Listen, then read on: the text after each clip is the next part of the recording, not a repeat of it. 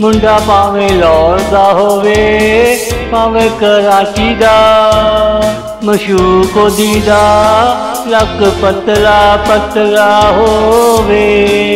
मुंडा भावें लाहौर दा होवे भावें कराची दा, मशूक ओदी दा लक पतला पतला होवे।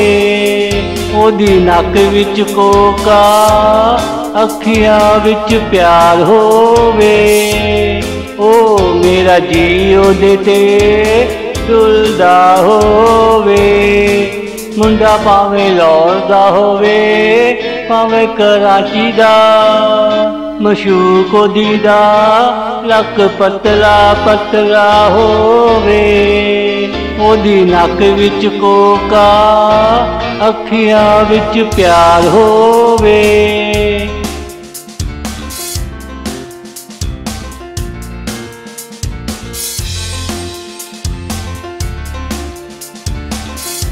फिर मोले दी खड़ाक वेखो हर थां ते सवेरा होवे, ओदी बड़क थले पूरा जग लग्या होवे।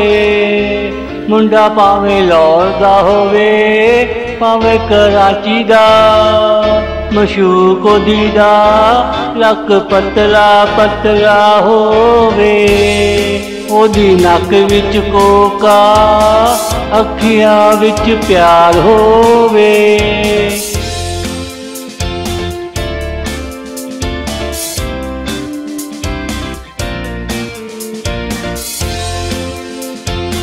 मोले ने जिन्ने खड़ा कीते ने सब दा नाल नाल हिसाब होवे।